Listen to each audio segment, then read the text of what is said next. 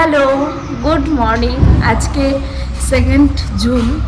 তো আমরা এখন বেরোচ্ছি, একটু ডাইরেক্ট বন্ধ খোলা, তো আমরা এখন একটু বেরোবো গাড়িটাকে নিয়ে, যেটা কালকে রাতে বলেছিলাম। এখন গাড়িটা নিয়ে যাই, দেখি কি বলে। তারপর সেখান থেকে যাবো বাজারে। আর আজকে প্রচণ্ড রোদ উঠেছে, কালকে রাতে যে এত বৃষ্টি হয়েছে কেউ বলবে না। তো এখন আমরা বেরোচ্ছি, গাড়িটাকে দেখি কি বলে, জানি না কি হবে, এটা একটু টেনশনই আছে। তারপর সেখান থেকে গ্রসারি বাজার করে তারপরে ফিরবো, একটু কিছু খেয়েও ফিরবো, কারণ কোনো রান্না বান্না হয়নি। আমরা জাস্ট একটু ছাতু খেয়ে এখন বেরোচ্ছি।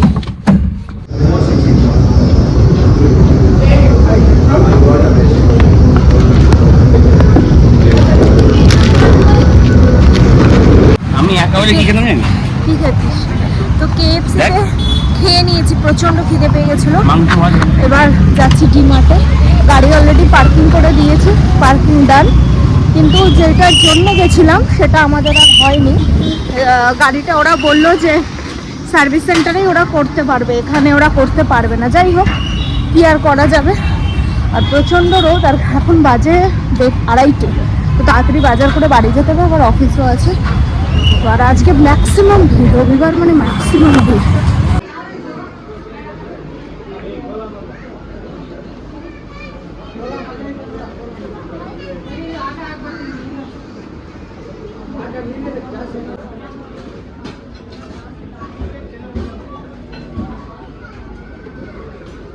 আসলে তোরা যেতে ইচ্ছা করে না নাকি? হ্যাঁ, না বাসে নিতে হবে না, নর্মাল নেই। জীবনে এত বাস খাচ্ছি, আর বাসের দরকার নেই। আমি একটা ইলেকট্রিক টুথব্রাশ কিনবো। দেখ ওটা তাড়াতাড়ি নে। সব থেকে এগুলো তো নিয়েছি, তুই কি প্লাস্টিক করাতে চাস? না, এটা সেন্সোডাইন নরমাল যেটা নিই, আর মাথা ঘামালাম না। আচ্ছা, মাথা ঘামাতে হবে না, চল। পেস্ট নে, একটা পেস্ট লাগবে না? কি প্রেমা হয়ে গেছে, পেস্ট লাগবে না? হ্যাঁ, ওই বাথরুমে আছে।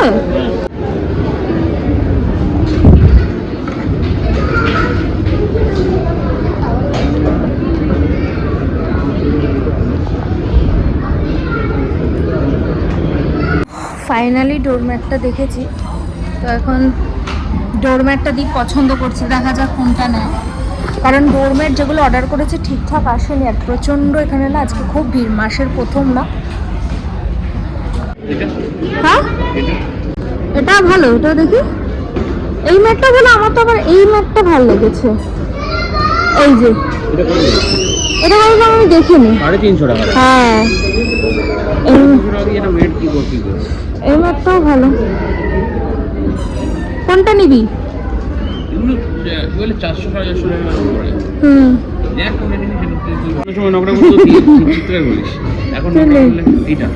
একটু কালার দেখে না, এই কালারটা এটা জলসেপ করবে না। ব্লুইশ টাইপের কিছু নেই? এগুলো তো অত ভালো লাগছে না আমার যেমন এই ম্যাটটা সব থেকে ভালো লেগেছিল। ওটাই জলসেপ করে না। এটাও ভালো, এটা খারাপ না। এটাও ভালো, এটাও ভালো, এটাও নরম আছে। এটা একটা নেই, এটা এটা এটা কত বলছে? এটা 129। কম দামি আছে তো তাহলে।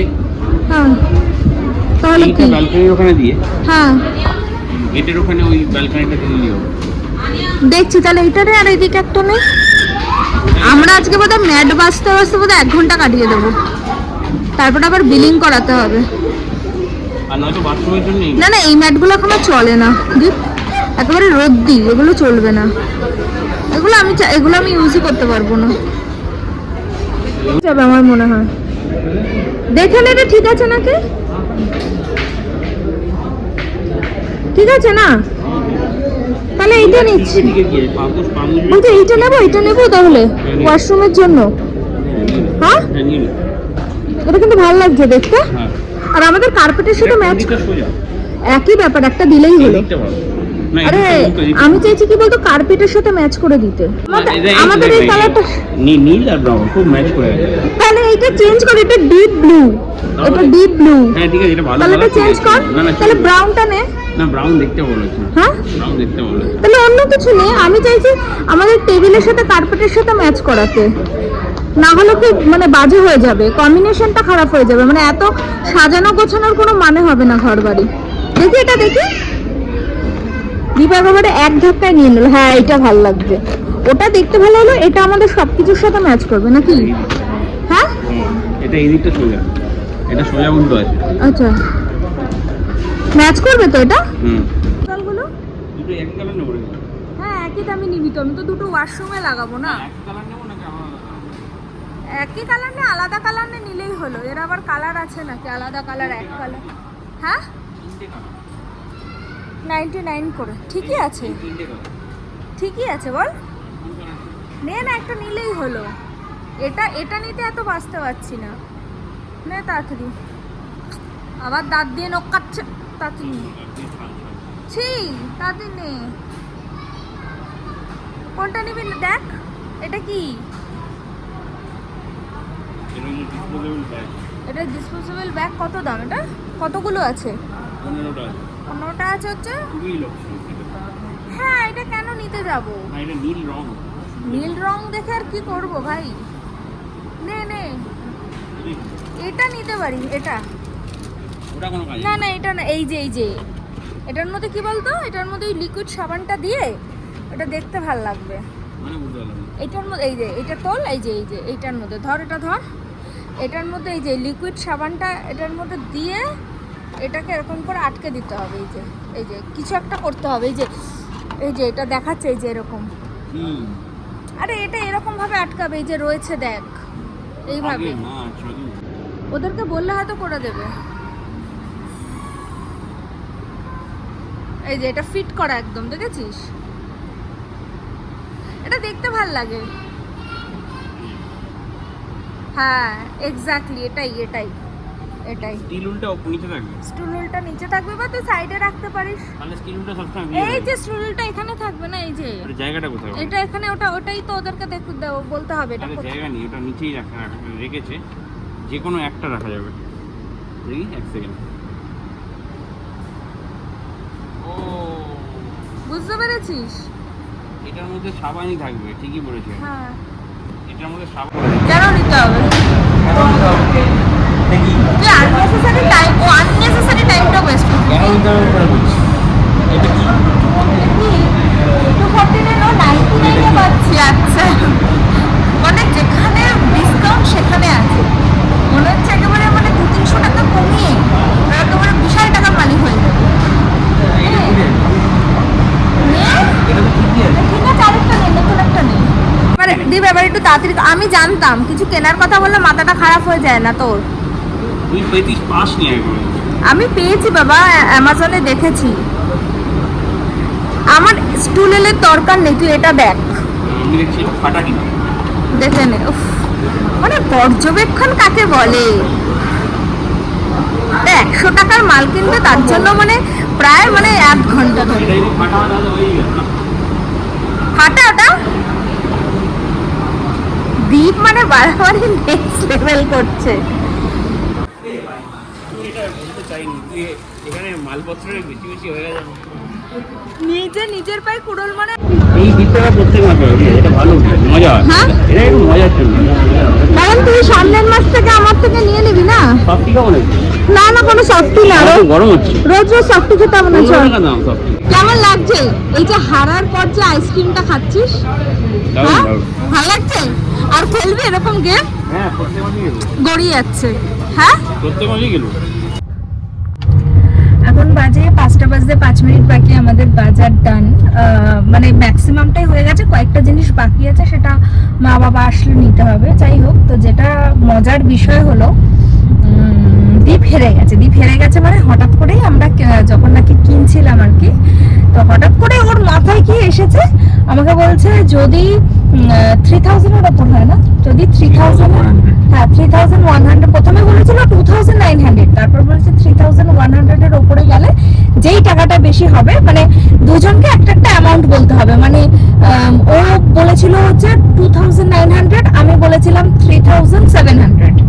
তো এই অ্যামাউন্টটা যারই আশেপাশে আসবে, যেটা এক্সেস হবে সে সেটা দেবে। তো আমি তো বলেছি 3700, মানে এটা যদি ধরো 2000 এর মধ্যে হতো, 2900 এর মধ্যে, তাহলে আমাকে আরো এক্সট্রা টাকাটা পে করতে হতো। যাই হোক, মজার বিষয় হলো আমি জানতাম যে আমাদের 4000 এর কাছাকাছি যাবে। এটা আমাদের প্রত্যেকবারই হয়, তো কোনোবারই কম হয় না, ব্রাদার বেশি হয়। তো এখনো কয়েকটা জিনিস বাকি, সেগুলো নিতে হবে। যাই হোক, তো মেন কথাটা হলো ও হেরে গেল। মানে ও বলেছিল যে, প্রথমে বলেছিল 2900, তারপর বলেছে যে না এটা কত বলেছিল তো 3000, বলছে না 3100 হবে, 3100 টাকা হবে। যখন বিলিংটা হচ্ছে, যখন লাস্ট কতগুলো বিলিং বাকি, অলরেডি 3300 টাকা বিল হয়ে গেছে, তখন আমার দিকে তাকাচ্ছে। মানে ও বেচারা পুরো হেরে গেল। মানে যেই টাকাটা আমি পে করছিলাম 3000 এর উপরে যেই টাকাটা হয়েছে সেটা ও পে করবে, মানে আমার টাকাটা বেঁচে গেল। মানে দুঃখে আর কিছু বলবে না। মানে ওই যে বলে না, মানে একটু বেশি চালাকি করতে গেছিলিস নাকি। তারপর বলছে আসলে না, তোর তো এই মাসে অনেক খরচা আছে, আমি ভাবলাম তোর এতগুলো টাকা খরচা হয়ে যাবে, তাই আমি একটু হেরে তোকে টাকাটা দিয়েই দিতাম।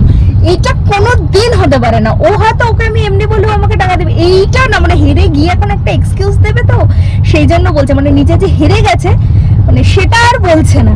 কি রে, মানে আমার তো মজা লেগেছে না, নিজেই বলেছে নিজেই হেরে গেছে, আর নিজেই বিল দেখছে, বলছে কি করলাম আমি, হিসেব এত ভুল হিসেব করে ফেললাম। যাই হোক, আমার তো মজা হবেই, কারণ আমার অনেকগুলো টাকাই বেঁচে গেছে। যাই হোক, তো এটা বেশ মজা। তাই জন্য সেই দুঃখে বলেছে আমাকে একটা সফটি খাওয়া। বললাম ঠিক আছে চল, তোকে একটা আইসক্রিম খাওয়া। আমি খাইনি যদিও। এবার বাড়ি গিয়ে অফিস করব, বাজার অলমোস্ট ডান। তবে গাড়িটার জন্য একটু মনটা খারাপ আছে, যে দেখা যাক কালকে কি হয়। তো না হলে সার্ভিস সেন্টারেই দেবো, কিন্তু সার্ভিস সেন্টারে দিলে জানো তো 7-8 দিন তো সময় লাগবে। তো বাবা মা আসবে, এদিক ওদিক বেরোবো বলে আমি গাড়িটাকে এখন দিতে চাইছি না। দেখা যাক কি হয়, কিছু না কিছু তো একটা হবেই।